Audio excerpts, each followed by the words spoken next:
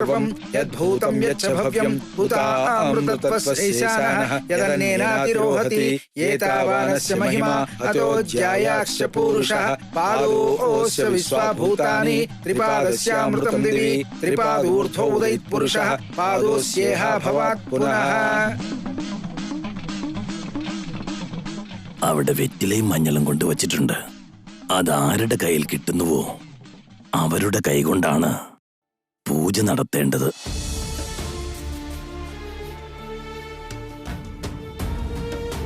ദശരഥ, ദേവൻ എവിടെ പോയി? കൗസല്യേ,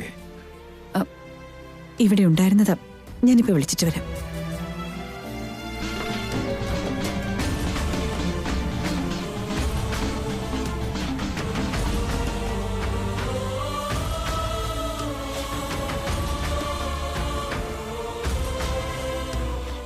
ദേവൻ വൈദേഹിയെ കാണാതായപ്പോഴേക്കും തപ്പി പോയിട്ടുണ്ടാവും. വൈദേഹി,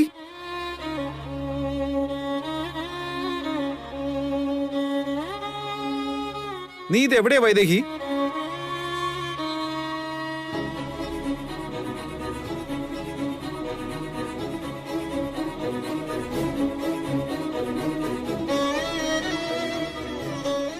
വൈദേഹി, നമ്മൾ ഒരുമിച്ച് പൂജ ചെയ്താം. നീയാണ് വൈദേഹി എന്ന് എല്ലാരും വിശ്വസിക്കുന്നു ഞാൻ പറഞ്ഞതല്ലേ? എന്നിട്ട് നീ എവിടെയാ പോയേ?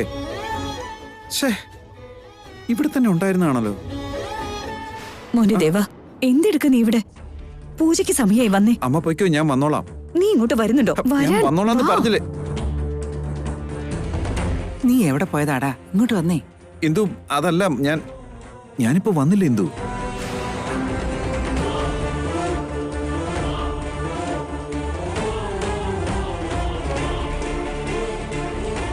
നിനക്കെന്താ ദേവ ഒരു പരിഭ്രാന്തി? നടക്കാനുള്ള പൂജയെക്കുറിച്ച് ചിന്തിക്ക്. നിങ്ങളുടെ വംശത്തിന്റെ ഭവിഷ്യത്തും ഭാവിയും ഒന്ന് പരീക്ഷിച്ചുകൊള്ളുക. ഇനിയെങ്കിലും ഒന്ന് കരുണ കാണിച്ചൂടെ സ്വാമി? എന്റെ കാരുണ്യമല്ല നിങ്ങൾക്ക് വേണ്ടത്, മഹാദേവന്റെ അനുഗ്രഹമാണ്. അത് നിന്റെ വംശത്തിൽ കളങ്കമില്ലാത്ത ആരെങ്കിലും ഉണ്ടെങ്കിൽ അവർക്ക് മാത്രമേ ലഭിക്കുകയുള്ളൂ.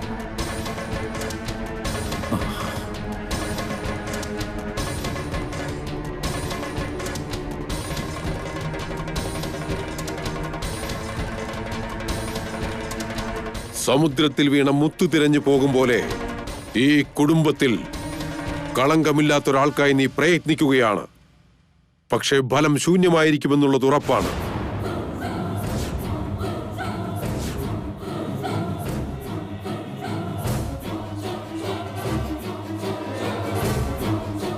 ക്ഷേത്രത്തിൽ കാലെടുത്ത് വെച്ചതും ഏതോ ഒരു അനുഗ്രഹ സൂചന കിട്ടിയിരുന്നു. അതുകൊണ്ടാണ് ഈ അനുഗ്രഹപത്രങ്ങൾ സജ്ജീകരിച്ചത്.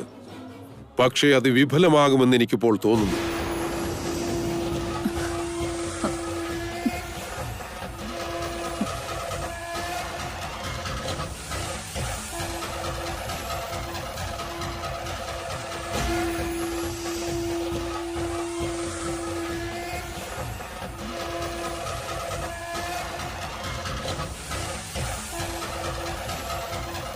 അങ്ങ് പറഞ്ഞത് ശരിയാണ് സ്വാമി. എന്റെ ഭാര്യയായ ഈ വീട്ടിലെ മരുമകളായ വൈദേഹിക്കാണ് അതിന് യോഗ്യതയുള്ളത്. അതുകൊണ്ടായിരിക്കും അവൾ അമ്പലത്തിൽ കയറിയതും സ്വാമിക്ക് അങ്ങനെ തോന്നിയത്. പക്ഷേ അവളിപ്പോ ഇവിടെ ഇല്ലല്ലോ. അതുകൊണ്ട് തന്നെ സ്വാമികളുടെ മനസ്സിൽ ഇപ്പോഴീ സംശയം ഉദിച്ചിരിക്കുന്നത്. അപ്പോ അനുഗ്രഹം കിട്ടാനുള്ള ഭാഗ്യം ഇപ്രാവശ്യം ഞങ്ങൾക്കില്ലെന്നാണോ സ്വാമി? നടന്ന അപരാധവും അദ്ദേഹത്തിന്റെ ആഗ്രഹവും നിങ്ങൾക്കറിയാത്തതല്ലോ. പവിത്രമായ മനസ്സോടുകൂടി എല്ലാവരും പ്രാർത്ഥിച്ചോളുക.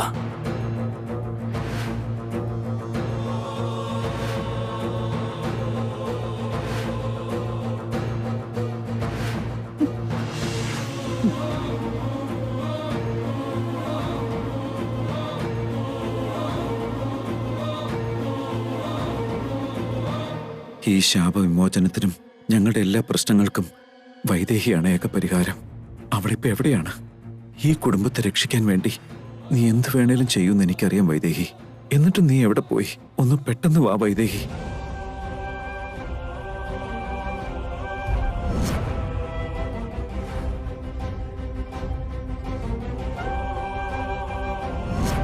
ദശരഥ രാമവർമ്മേ, ഇത്രയും തലമുറകളുടെ പ്രയത്നം വീണ്ടും വിഫലമാകാതിരിക്കണമെന്നുണ്ടെങ്കിൽ കുടുംബം മൊത്തം അന്ധക്കരണ ശുദ്ധിയോടുകൂടി പ്രാർത്ഥിച്ച് പൂജ ചെയ്യാനുള്ള പത്രമെടുക്കണം.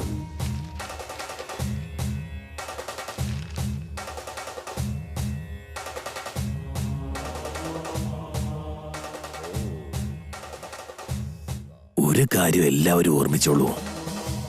ആ പാർവതി പരമേശ്വരന് സമർപ്പിക്കേണ്ട സർവാഭരണങ്ങൾ അമൂല്യമായ നിങ്ങളുടെ പരമ്പരാഗത സ്വത്താണ്.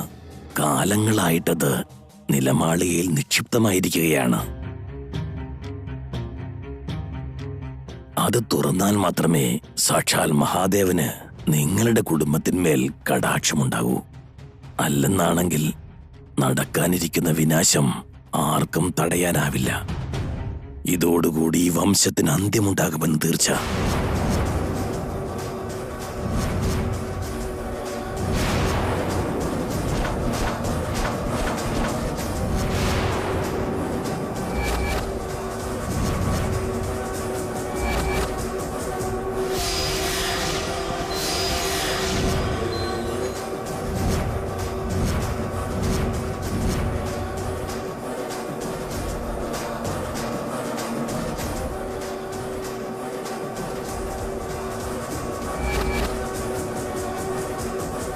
അതുകൊണ്ട് ശ്രീ മഹാദേവനെ മനസ്സിൽ ധ്യാനിച്ചുകൊണ്ട് പൂജയ്ക്കുള്ള അനുവാദം നേടി അഖണ്ഡ ജ്യോതി തെളിയിക്കുവാൻ പ്രയത്നിക്കേണ്ടതാണ്.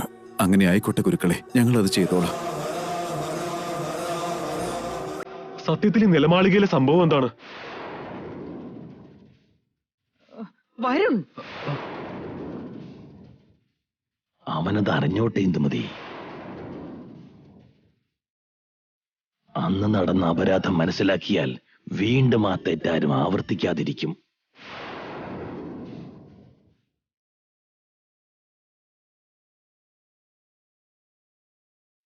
ആ നിലമാളിക നിങ്ങളുടെ വംശത്തിന്റെ പൈതൃകമായ സ്വത്താണ്.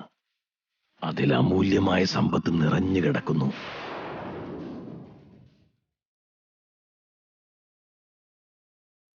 ആ സമ്പത്ത് പോരാതായപ്പോ അത്യാഗ്രഹം മൂത്ത് ദുരഹങ്കാരത്തോടുകൂടി നിങ്ങളുടെ പൂർവികന്മാരും ഒരു തലമുറയിൽപ്പെട്ടവർ സാക്ഷാൽ പാർവതി പരമേശ്വരന്റെ അലങ്കാരത്തിനു വേണ്ടി സമർപ്പിച്ചിരുന്ന ആഭരണങ്ങൾ മോഷ്ടിച്ച് നിലമാളികയിൽ ഒളിപ്പിച്ചു.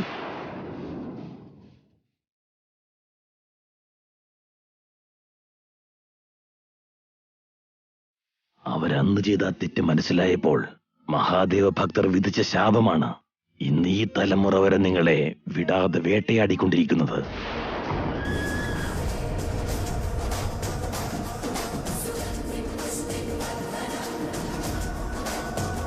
അന്നുവരെ താഴുകൊണ്ട് മാത്രം പൂട്ടിയിരുന്ന ആ നിലമാളിക പിന്നീട് തപോബലത്താൽ ബന്ധിക്കപ്പെട്ടു. ആ ക്ഷണം മുതൽ ഇന്നീ നിമിഷം വരെ ആ നിലമാളികയോടൊപ്പം ഈ അമ്പലവും അടഞ്ഞു കിടക്കുകയായിരുന്നു.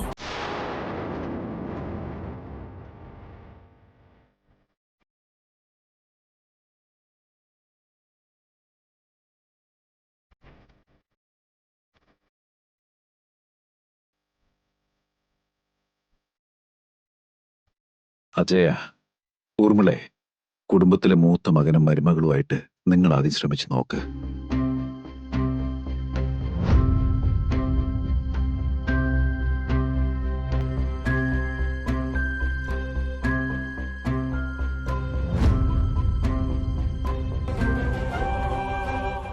നീ എവിടെ എന്റെ വൈദേഹി? ഇപ്പൊ ഇവിടെ ഉണ്ടാവേണ്ടതല്ലേ? അത് നമ്മുടെ ബന്ധത്തിന് മാത്രമല്ല, ഈ കുടുംബത്തിന്റെയും കൂടി ആവശ്യമാണ്.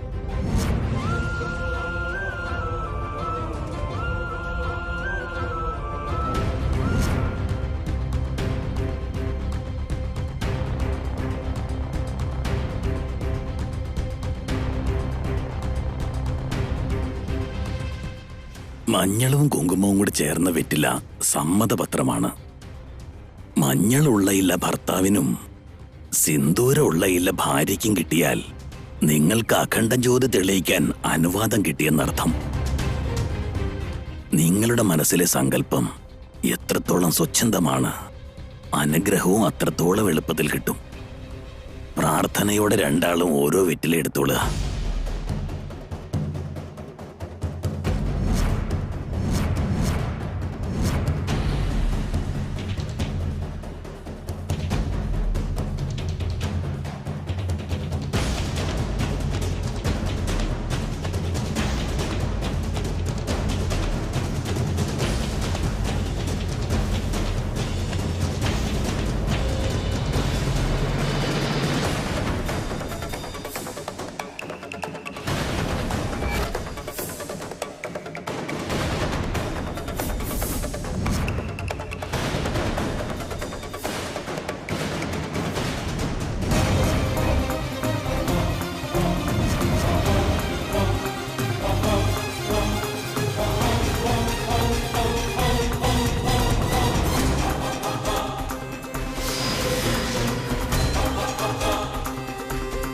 സമ്മതം ലഭിക്കുക ഇവനല്ല എന്ന് എനിക്കറിയായിരുന്നു. ദശരഥരാമവർമ്മേ, ഇനിയും പ്രയത്നം തുടങ്ങേണ്ടിയിരിക്കുന്നു. നിനക്ക് ഒരു കാര്യത്തിലും ഭാഗ്യമില്ലടാ. ഒടുവിൽ ഞാനായിരിക്കും ഭാഗ്യവാൻ. പക്ഷേ എന്റെ കല്യാണം കഴിഞ്ഞില്ലല്ലോ.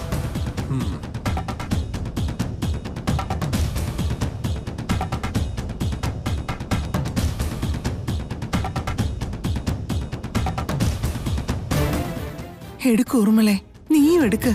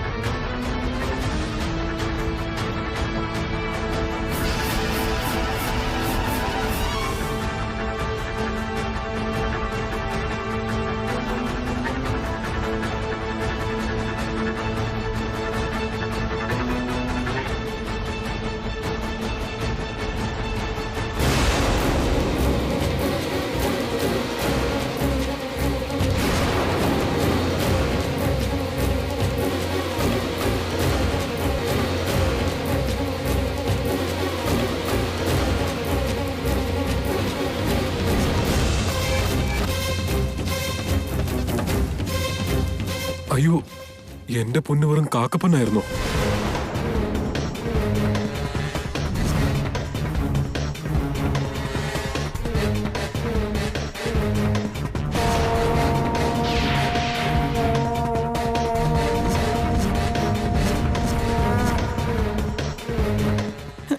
ഇവർക്ക് കിട്ടിയില്ലല്ലോ ഗുരുക്കളെ.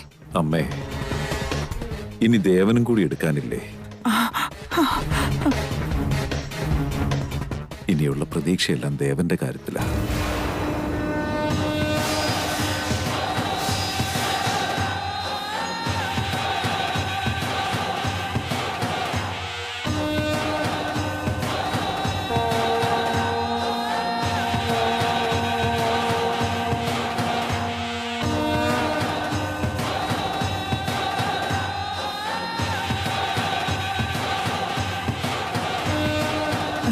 ദേവം മോനെ, ഇനി നീ മാത്രമേ ഉള്ളടാ ഞങ്ങൾക്ക്. നീ ചെന്നെടുക്കടാ. മോനെ ദേവ, എടുക്ക്. എങ്ങനെ ഞാൻ എടുക്കുക? ഭാര്യയും ഭർത്താവും ഒന്നിച്ചല്ലേ എടുക്കേണ്ടത്? ഒരാളായിട്ട് ഇത് എടുക്കാൻ പറ്റില്ലല്ലോ.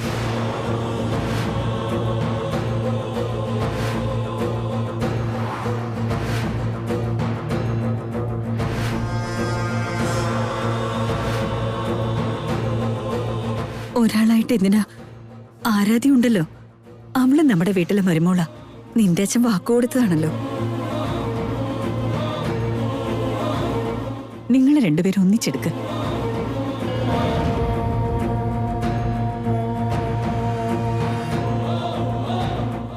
ശരിയാ മോനെ, ധൈര്യമായിട്ട് എടുക്കടാ. നീ അവളുടെ കഴുത്തിൽ താലി കെട്ടിയില്ലെങ്കിലും ഭാര്യ ഭർത്താക്കന്മാരെ പോലെ ദൈവയെ വലം വെച്ചതല്ലേ?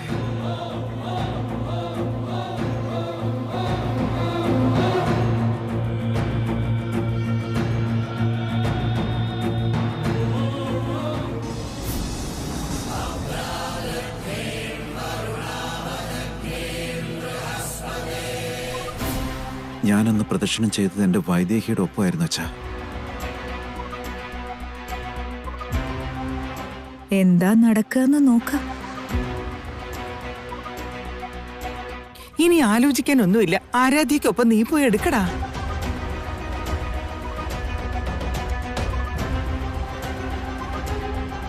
നമ്മുടെ വംശത്തിന് കിട്ടിയിരിക്കുന്ന ശാപത്തിൽ നിന്ന് ഒരു വിമോചനം കിട്ടണമെങ്കിൽ ഇളയ തലമുറയിലുള്ള നീ തന്നെ ശ്രമിക്കേണ്ടതാണ് ദേവ. മറ്റൊന്നിനെ കുറിച്ചും തൽക്കാലം ചിന്തിക്കേണ്ടതില്ല. വന്നെടുക്ക്. ആ ദൗത്യം അധർമ്മമാകരുതെന്ന് മാത്രമേ ഞാൻ ചിന്തിക്കുന്നുള്ളൂ അച്ഛാ.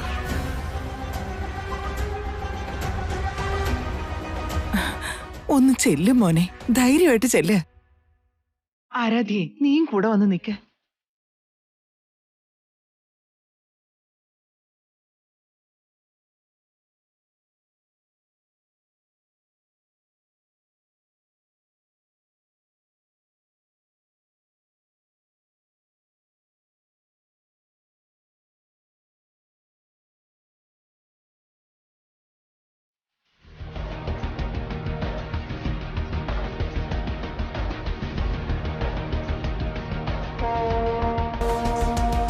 ഹര ഹര മഹാദേവ ശംഭോ ശങ്കര. ഹര ഹര മഹാദേവ ശംഭോ ശങ്കര. എന്നിൽ പാതിയാണ് എന്റെ വൈദേഹി. അവൾ എന്റെ കൂടെയുണ്ടെന്ന് വിശ്വസിച്ച് ഞാൻ ഈ ദൗത്യം പൂർത്തീകരിക്കാം. ഇത് ഞാനും വൈദേഹിയാണെന്ന് കരുതി അനുഗ്രഹിക്കണേ മഹാദേവ.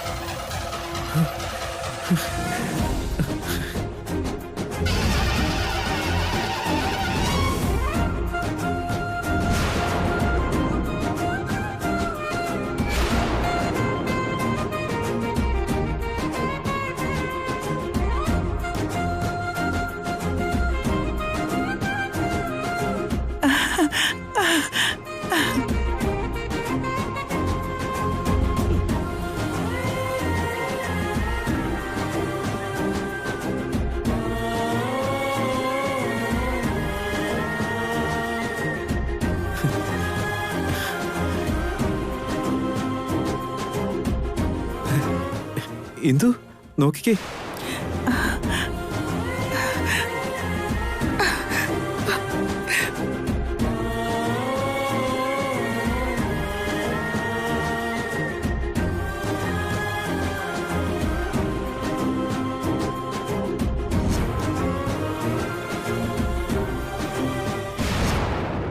ഗുരുക്കളെ, തിരുമേനി.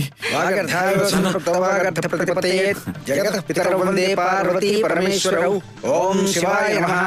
ഓം പരമേശ്വരായ നമഃ. ഓം നീലകണ്ഠായ നമഃ. ഓം ജടാധരായ നമഃ. ഓം ശൂലപാണയേ നമഃ. ഓം പാർവതീപതയേ നമഃ. ഓം ത്രയംബകം യജാമഹേ സുഗന്ധിം പുഷ്ടിവർദ്ധനം ഉർവാരുകമിവ ബധ്നാൻ വൃക്ഷോർമുക്ഷീയമാമൃതാത്. ഹര നമഃ പാർവതീപതയേ. ഹര ഹര മഹാദേവ ശംഭോ ശങ്കര. ഗുരുക്കളെ, സമ്മതപത്രം കിട്ടിക്കഴിഞ്ഞല്ലോ. ഇത് ശാപവിമോചനം കിട്ടിയതുപോലെയല്ലേ? സ്വാമി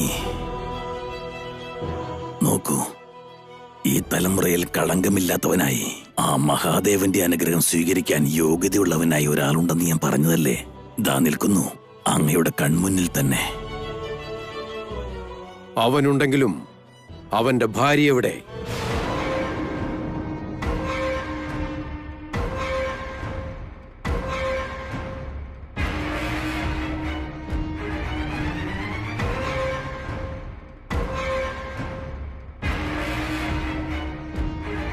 ദമ്പതി സമേതരായി പൂർത്തിയാക്കേണ്ട ദൗത്യമാണിത്.